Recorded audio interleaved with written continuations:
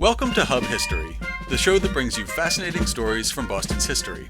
This is episode 6, Jane Toppan, the Nightmare Nurse. Hi, I'm Jake. And I'm Nikki. And this week we'll be talking about a serial killer nurse with terrific bedside manner.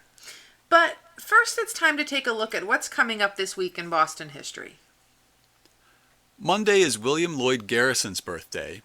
The Boston publisher and radical abolitionist was born on December 12, 1805. On December 13, 1636, Massachusetts Bay Colony organized its militia into 3 regiments, which is now considered the founding of the National Guard. Happy 280th birthday to the Guard.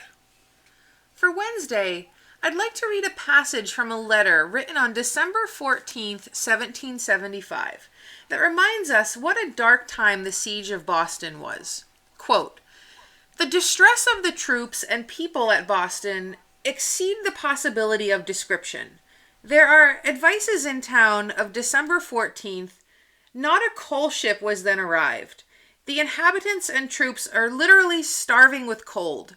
They had taken the pews out of all the places of worship for fuel, had pulled down empty houses, etc., and were then digging up the timber at the wharves for firing. Very poor clothing, and so scarce of provisions that they had been eating horse flesh for some time. Neither vegetables, flour, nor pulse for the inhabitants, and king's stores so very short, none can be spared from them." We'll have a link to the full text of that letter in the show notes for this week's episode. On December 15, 1875, the new Old South Church was dedicated in Copley Square. The 1872 Great Boston Fire burned the homes of much of the congregation and almost burned the original Washington Street Church itself. As the congregation moved out to the newly created Back Bay neighborhood, the church was granted a prime piece of land in Copley Square and opened just a few years later. Friday is an important anniversary. On December 16, 1773, some Bostonians dressed up in costume and threw a bunch of tea into the harbor. In December of 1773, 3 ships arrived from England loaded full of the evil weed, as tea was now called in Boston. Furious colonists demanded that it be sent back to England unopened. Governor Hutchinson refused. Finally, on a dark night in December, the Patriots decided to take matters into their own hands. Stocky Sam Adams, most daring of the Patriots, gathered over 100 men. In the dark alley, the men met to disguise themselves as Mohawk Indians. They wrapped themselves in blankets and smeared their faces with soot from the smithy. In the middle stood Henry Knox and Ebenezer Hodge. Finally, Adams gave the word. "Who knows how tea will mingle with salt water? To the harbor, Mohawks!"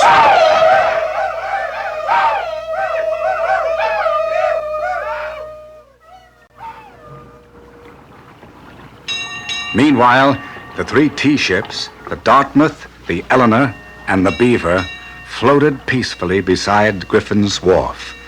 A sleepy sentry leaned against a piling, listening to the lapping of the waves.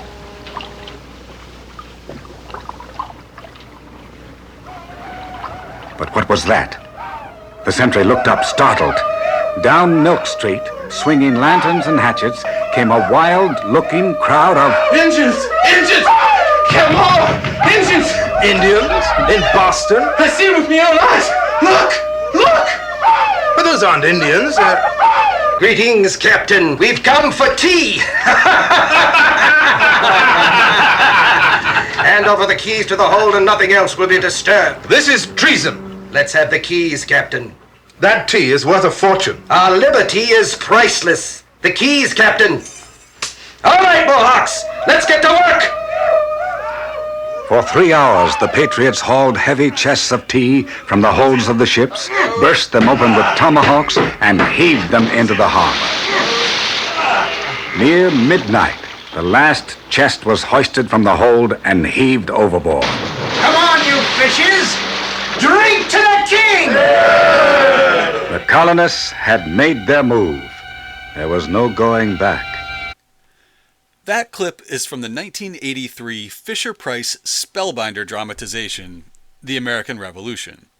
I learned more U.S. history from that bright yellow cassette tape than I did in any class I ever took, which is probably a sad commentary on my education. For Saturday, remember Arthur Fiedler. The longtime director of the Boston Pops was born on December 17, 1894. He brought the Pops into the modern era, playing pieces from film scores, pop songs, and show tunes, but he achieved national fame while conducting the bicentennial Pops concert at the Hatch Shell on July 4, 1776, in front of a national television audience. Fiedler was conductor of the Pops from 1930 until his death in 1979. And finally, speaking of music in Boston, this Sunday is December 18th, and that's the date in 1854 when the Boston Music Hall opened. Boston Music Hall was a large theater located about where the Orpheum is today. As a music fan, the Pops and Boston Music Hall are delightful topics. So, let's switch gears to get onto something a little darker. Jane Toppan. Jane Toppan is Boston's lesser-known serial killer. Now, she really gets overshadowed by the Boston Strangler, but I think the facts around Jane Toppan are actually a lot more fascinating and really a lot more disturbing. But before we get too far along, I want to define what we're talking about here. Now, the FBI is pretty vague in defining serial murder as the unlawful killing of two or more victims by the same offenders in separate events. That's not really how lay people use that term, though. I associate serial killers with some kind of common intent, a thread that connects the killings, and that distinguishes them from when a person kills multiple times, but just in different crimes. Like, I killed somebody in a bank robbery this week, and then I killed somebody in a home invasion next year. Right, but it turns out, at least from my research, that serial murder isn't really a legal term. It's more of a pop culture term, though, of course, the courts and criminal justice system recognize the phrase and the concept. And it stems from a German word, right? Serienmord? Yes. Per the Oxford English Dictionary, the term serial killer comes from a film review in the 1960s, which references a German expressionist film from 1931. So, I do have a broader definition, though. A person who murders 3 or more people, usually in service of abnormal psychological gratification, with the murders taking place over more than a month and including a significant break, which is often called a cooling off period. So, full disclosure, this is not legal or scientific, it's Wikipedia. But I think it describes the general public's understanding of serial killing, with the abnormal psychological gratification being the common theme. And ultimately, this is a history podcast, so I really had to stop going down this psychology true crime rabbit hole. Jane Toppan was a nurse who, from 1885 to 1901, preyed on the sick and elderly throughout the Boston area, using her access as a nurse to murder at least 31 victims, which is the number that she confessed to, including 3 at Mass General in 1889. Jane was born Honora Kelly to Irish immigrants in 1857. Her mother died of consumption when she was young, and her father was known as just a combination of drunk, eccentric, and total crackpot, which are their words, not mine. I've seen several references to him called Crackpot Kelly. Now, there's a rumor that he sewed his eyes shut while working as a tailor. And it isn't really documented, but that's the kind of character that we're talking about here. However, crazy one. But we can't really say to what extent this would have impacted her, because when she was 6, her father dropped her and her sister off at the Boston Female Asylum, which was an orphanage for girls, and presumably she never had any contact with him after that. But it's certainly not an auspicious start to life, and in less than 2 years, She's placed as an indentured servant in the home of Mrs. Anne Toppan in Lowell, Massachusetts. And though she's never formally adopted by the Toppans, she takes on their surname and eventually becomes known as Jane. Now, Jane paled in comparison to her foster sister. Jane is overweight, she's emotionally troubled, and she's prone to extreme jealousy. But at the same time, she's a very promising student. And I found a Lowell Sun article in 1938 at the time of her death that stated that in her schoolwork, as in her profession in later years, she was one of the leaders of her class, brilliant and aggressive in all things. But despite academic promise, she's left at the altar at age 19, and with no other marriage prospects and not wanting to be a domestic servant for life, she begins training as a nurse at Cambridge Hospital in 1887.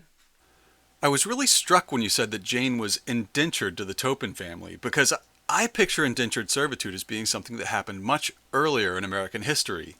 But I guess it wasn't actually technically outlawed until the 13th Amendment after the Civil War. Anyway, during Jane's residency, she used her patients for experiments with morphine and atropine. She experimented with how the two could be used to bring a patient close to death, revive them, and repeat the cycle. Morphine causes breathing to slow and will put a patient into a coma, and then atropine would revive them, but ultimately lead to painful spasms and death when given as an overdose. She would spend a lot of time alone with those patients, making up symptoms, falsifying charts and records, and medicating them to drift in and out of consciousness up to a state of delirium, and then back into a near-coma state. She later confessed that she derived a sexual thrill from patients being near death, coming back to life, and then dying again. She'd get into bed and lay with them and hold on to them while they died. There is one account from a patient, Amelia Finney, who survived Jane's care in 1887 and described how Toppan gave her a bitter-tasting drink, climbed into bed with her, and held her and kissed her face frantically. Amelia recalled it the next day, but thought it had been a dream. It wasn't until the time of Jane's trial that she realized that this incident had really happened. It's worth noting that this is quite rare for female serial killers, who usually murder for wealth or some type of material gain, but not sexual motivations.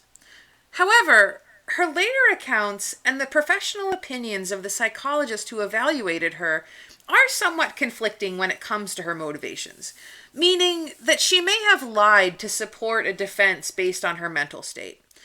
But I do have an interesting quote from her. "When the climax of my mania passed, I realized what I had done. I have known that my patients were dying. Then my greatest thought was to resuscitate them. I have then worked over them, trying to bring them back to consciousness. I have sent for doctors and other nurses and tried my best to save them. Sometimes I have been successful, but many times the poison was too much. They were beyond recovery and they died." Regardless of motive, at that time there was very little supervision or oversight in hospitals, and her activities continued unchecked. And you have to wonder how much she is the reason behind the supervision and oversight in hospitals today. But to the casual observer at the time, she probably seemed like a very dedicated nurse, very compassionate, spending so much time comforting her dying patients. In 1889, she was hired by Massachusetts General Hospital, where she was able to murder 3 more victims before she was fired for theft. And this is where it takes a darker twist. If you can even imagine something darker than this has been already. It goes there. Now, despite having a reputation as being a good caregiver and a compassionate nurse, there are now suspicions that follow her, and mostly it's really around the theft that happens, but it prevents her from taking a position in another hospital. And so she begins working as a private nurse, catering to Boston's elite, and this is ultimately what allows her to transition to killing entire families. She also begins to kill outside of her patients. She kills landlords that she owes rent to. She kills a friend whose job she hopes to steal, and she eventually kills her foster sister in 1899. Now, she'd later say that this was the first time that she had killed out of hate. And this is not a flare-up of rage, it is completely premeditated. She invites her sister to visit her on the Cape. She takes her on a picnic to the beach and gives her a glass of mineral water with strychnine. The next day, her sister is too ill to get out of bed. And rather than nursing her back to health, Jane has killed her within 2 days. And she later confessed, "I held her in my arms and watched with delight as she gasped her life out." At the same time, her brother-in-law does thank her for caring for his wife so dutifully. And so you can see that she really is able to maintain this act. But in time, she gets reckless. In 1901, she moves in with elderly Alden Davis and his family on Cape Cod to take care of him after the death of his wife, who she herself had conveniently murdered. Her next victim in the Davis family is the youngest daughter, Genevieve, though Jane did start rumors that Genevieve committed suicide. Alden went next, and then the older daughter, Minnie, is ultimately killed with an enema of whiskey, water, and morphine. And while Minnie was dying, Jane comforted her 10-year-old son. You're right. This got wicked dark. So now she's out of work because she's killed the whole family. So she moves back to her hometown of Lowell and attempts to begin a relationship with her deceased foster sister's widow. To endear herself to him, she kills his sister. And she does this so that she can comfort him in his grief. And then she poisoned him so that she could nurse him back to health. Now, sensing that things are still not going her way, she even went so far as to poison herself to become more sympathetic. And she actually does almost die. But for whatever reason, the brother-in-law doesn't take the bait, and he sends her out of his house before it's too late. Meanwhile, Minnie's father-in-law was suspicious at this rapid series of deaths and the fact that Jane had been in debt to the family. In fact, the first member of the family was killed when she went to see Jane about collecting payment. The father-in-law ordered a toxicology exam on the bodies, and the report found that they had been poisoned. On October 26, 1901, Jane was arrested for murder. By the time of her trial in 1902, she had confessed to 31 murders, although it is thought that there were as many as 100 victims. Given the state of hospital record-keeping at that time, we can never know the exact number. Now, it's important to note that at this time, the turn of the 20th century, serial killers were not a class of criminal that people were really aware of outside of Jack the Ripper. And there was definitely no well-known precedent for a female serial killer. And so the judge and jury, I have to imagine, just assumed that any woman who would do things like this must be insane. And she's found not guilty by reason of insanity and committed for life in the Taunton Insane Hospital. The jury only deliberated for 27 minutes. But irony caught up with her in the end, right? Yes. Although she lived to the age of 81, she was convinced throughout much of her confinement that someone was trying to poison her. That's a bit of poetic justice. But I want to know whatever happened to that fiancé that jilted her and presumably avoided becoming her first victim. Well, interestingly enough, she mentions him in her writings later in life, saying, "I still laughed and was jolly, but I learned how to hate, too. And if I had been a married woman, I probably wouldn't have killed all those people. I would have had my husband, my children, and my home to take up my mind." Well, I don't know. That sounds like wishful thinking to me. Okay, where can people find out more about Jane Toppan? We'll have a link to a book that goes into the details of Jane Toppan's life and crimes. Fatal: The Poisonous Life of a Female Serial Killer. We've also posted some information on the history of the Home for Little Wanderers, which traces its roots to the Boston Female Asylum, which was founded in 1799 in Boston's South End. The asylum took in young girls and trained them as domestic servants, typically placing them as indentured servants at age 11. They'd be contracted to a family for 7 years and released at age 18 with a minimum payment of $50. And this is appalling by today's standards, but at the time it was seen as a very compassionate solution to a social problem: what to do with orphans and other poor, unwanted children.